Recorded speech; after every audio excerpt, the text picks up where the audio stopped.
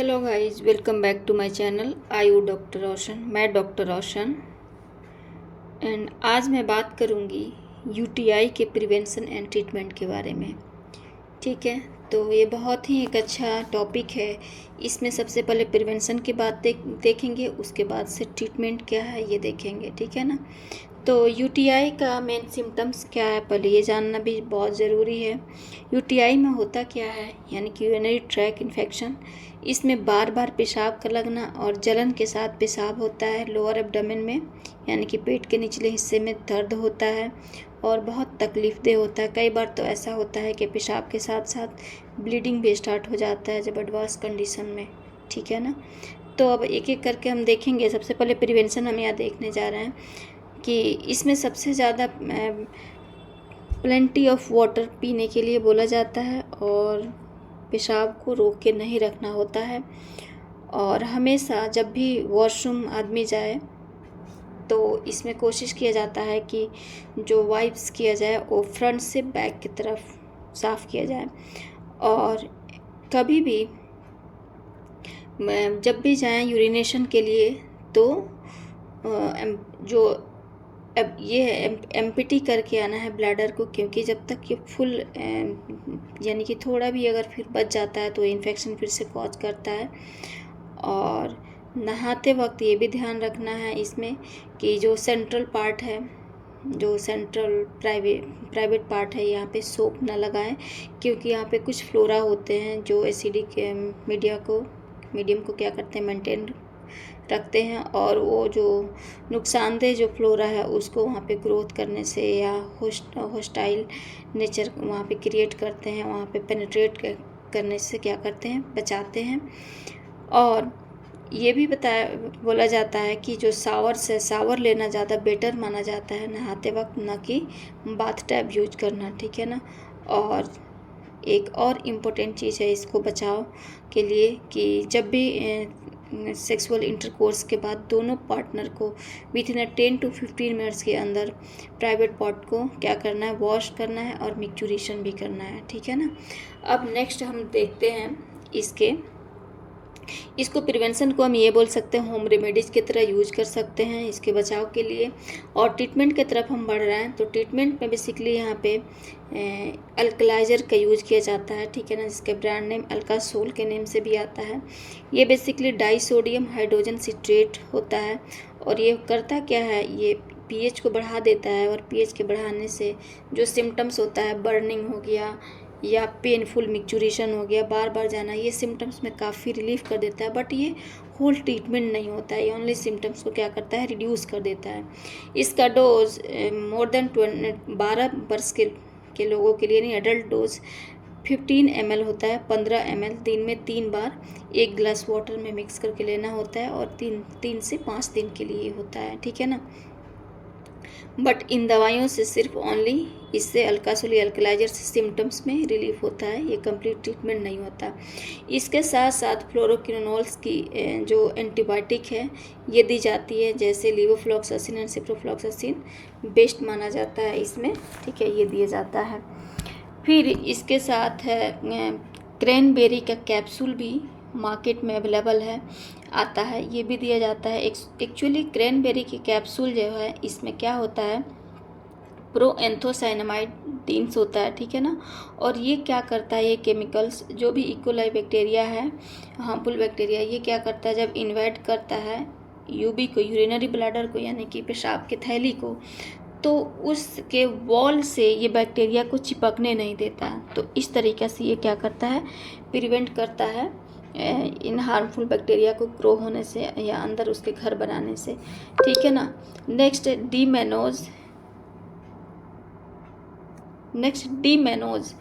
डीमेनोज भी दिया जाता है। और डीमेनोज एंड क्रैनबेरी का एक कम्बिनेशन के फॉर्म में, जो ब्रांड नेम इसका क्रैनफिट के नेम से आता है, ये भी दिया जाता है यूटीआई में, जिसमें क्रैनबेरी 300 mg और डीमेनोज 600 mg होता है। इसका डोज दिन में 3 बार होता है और आफ्टर मील दिया जाता है, और वहीं 3 to 5 डेज के लिए होता है। बट ये थोड़ा कॉस्टली होता है। ठीक है ना। और नेक्स्ट चीज़ एक और देखने को मिलता है यूटीआई में, जो यूरिनरी ब्लैडर यानी पेशाब की जो थैली है वो संकुचित हो जाती है पेन से और स्पाज्म उसमें क्रिएट हो जाता है, जिसके वजह से नीचे के हिस्से में पेट के यानी लोअर एब्डोमेन में क्या होता है, पेन प्रेजेंट रहता है। तो इसके लिए दिया जाता है फ्लेवोक्जेड, ठीक है ना। फ्लेवोक्जेड का जो ब्रांड नेम है यूरी स्पाज या फ्लेवोस्पैज के नेम से आता है, तो ये इसमें दिया जाता है और ये बहुत रिलीफ देता है। फिर एक और देखा जाता है जो पोस्ट मेनोपॉजल एज होता है, एज के फीमेल्स होते हैं, इनमें ज़्यादा यूटीआई देखने को मिलता है। रीजंस क्या होता है, एक्चुअली पोस्ट मेनोपॉजल फेज में जो एस्ट्रोजन हार्मोन है या तो बहुत कम सिक्रीशन होता है या होता ही नहीं है, ठीक है। और वैसे में नेचुरल जो काम करता है, नेचुरली जो एस्ट्रोजन है ये नेचुरल एंटीबायोटिक्स का काम करता है, ठीक है। तो इसलिए पोस्ट मेनोपॉजल फेज में क्या होता है, यूटीआई की चांसेस ज़्यादा देखने को मिलता है। और इसके लिए एस्ट्रोजन क्रीम्स भी आते हैं लोकल एप्लीकेशन के लिए, बट ये कभी भी ऐसे नहीं लेना चाहिए विदाउट डॉक्टर के सलाह के बिना। इसके साथ साथ जो गुड बैक्टीरिया है या गुड फ्लोराज है जो हमारे बॉडी के लिए चाहिए, इसको बढ़ाने के लिए कुछ प्रोबायोटिक्स दिया जाता है, जैसे कि डेरोलेक्स एच एंड एस्पोरोलेक capsules, lactobacillus capsule and VSL3 capsules भी आते हैं। ये सारे क्या हैं, प्रोबायोटिक्स। फिर यूटीआई को 2 कैटेगरीज में डिवाइड करके बेसिकली ट्रीटमेंट को स्टार्ट करते हैं। एक तो कॉम्प्लिकेटेड केस और दूसरा अनकॉम्प्लिकेटेड केस। जो कॉम्प्लिकेटेड केस है वो किसको बोलते हैं, जब प्रेगनेंसी के दौरान यूटीआई हो कॉम्प्लिकेटेड माना जाता है, इन डायबिटिक में हो तो भी कॉम्प्लिकेटेड माना जाता है, जो पेशेंट वेरी ओल्ड एज के हो, ठीक है ना, और UTI with stone in ureter हो ये भी कॉम्प्लिकेटेड माना जाता है, या जिसको यूटीआई रिकरेंट हो रहा हो बार बार, यानी कि 1 महीने में 3 से 4 बार 5 बार ऐसे हो रहा हो, ये भी कॉम्प्लिकेटेड माना जाता है। अनकॉम्प्लिकेटेड क्या है, इनको छोड़ करके जो यंग मेल या फीमेल हो, ठीक है ना, जिसे फर्स्ट टाइम या सेकेंड टाइम हुआ हो, जो नॉन प्रेग्नेंट हो, जो न प्री मेनोपॉजल फेज वाले हो, ठीक है ना, तो ये अनकॉम्प्लिकेटेड माना जाता है। और सबसे पहला तो अगर सटीक देखा जाए तो यूटीआई के ट्रीटमेंट में सबसे पहले यूरिन का क्या कराना चाहिए, कल्चर या एंड सेंसिटिविटी।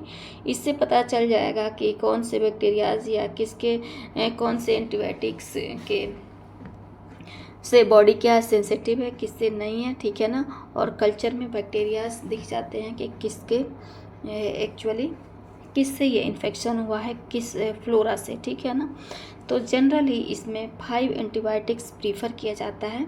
फर्स्ट है जो कि बहुत ही इफ़ेक्टिव है और बहुत ही यूज में लाया जाने वाला नाइट्रोफुरेंटोइन, ठीक है ना। ये 100 mg का BD दिया जाता है और यानी कि सुबह शाम 3 से 5 दिन के लिए, और इसका common brand name Martifur and Niftas and Niftran के नेम से आता है, ठीक है। Second one fosfomycin. फॉस्फोमाइसिन ये 3 ग्राम के सच्चे होता है और ये सिंगल डोज होता है, जिसको 100 ml वाटर में घोल करके लेते हैं। थर्ड वन कोट्राइमोक्साजोल, ठीक है ना। इसमें एक्चुअली 800 और 160 mg का 2 मेडिसिन का क्या होता है, कॉम्बिनेशन होता है, और इसको सुबह शाम दिया जाता है BD 5 डेज के लिए। एंड नेक्स्ट 4th में बीटा लैक्टम और सिफेलोस्पोरिन भी दिया जाता है। बीटा लैक्टम में बेसिकली एमॉक्सिसिलिन एंड क्लवोलेनिक एसिड पाया जाता है, ठीक है ना। और 5th में फ्लोरोक्विनोल्स, ये बिल्कुल लास्ट के लिए बचा करके रखते हैं, बिल्कुल फाइनल जो देखते हैं अनकॉम्प्लिकेटेड केस है या एडवर्स वाले कंडीशन में देते हैं। कुछ लोग पहले भी दे देते हैं, ठीक है ना, लास्ट में ये देते हैं। और इसमें बेसिकली ये जो फ्लोरोक्विनोलॉन्स होते हैं, इसमें जो ब्रांड नेम होता है, कॉमन ब्रांड नेम, ये सिप्रोफ्लॉक्सासिन, लिवोफ्लॉक्सासिन, ऑफ्लॉक्सासिन एंड मॉक्सीफ्लॉक्सासिन्स, ये सारे मेडिसिन्स आते हैं। इसमें जो फर्स्ट और सेकेंड है, जो नाइट्रोफुरेंटाइन और फॉस्फोमाइसिन, ये अवॉइड किया जाता है कि इसमें पाइलोनेफ्राइटिस के पेशेंट में इसको क्या करते हैं, यानी कि कॉन्ट्रा इंडिकेटेड होता है, इसमें नहीं देते हैं। और जो कॉट्रा एमेक्साजोल जो होता है, इसका brand name Bactum DS, Septran DS and Sepmax DS होता है, और ये भी सुबह शाम 5 डेज के लिए दिया जाता है। इसका साइड इफ़ेक्ट्स ये होता है कि ये may be photo allergic reaction show करता है। जब इंसान धूप में निकलता है तो किसी किसी को फ़ोटो से यानी कि धूप से एलर्जी इसमें देखने को मिलता है, ठीक है ना। और जो साइड इफ़ेक्ट होता है किसका, फ्लोरोक्विनोलोन्स का, ये तो बहुत ही अच्छा माना जाता है यूटीआई में, लेकिन इसका एक साइड इफ़ेक्ट क्या है, जो एंकल टेंडेंस होता है इसमें, उस एंकल टेंडेंस का जो रप्चर होने की टेंडेंसी क्या हो जाती है, बढ़ जाती है। तो ये रहा यूटीआई पे हमारा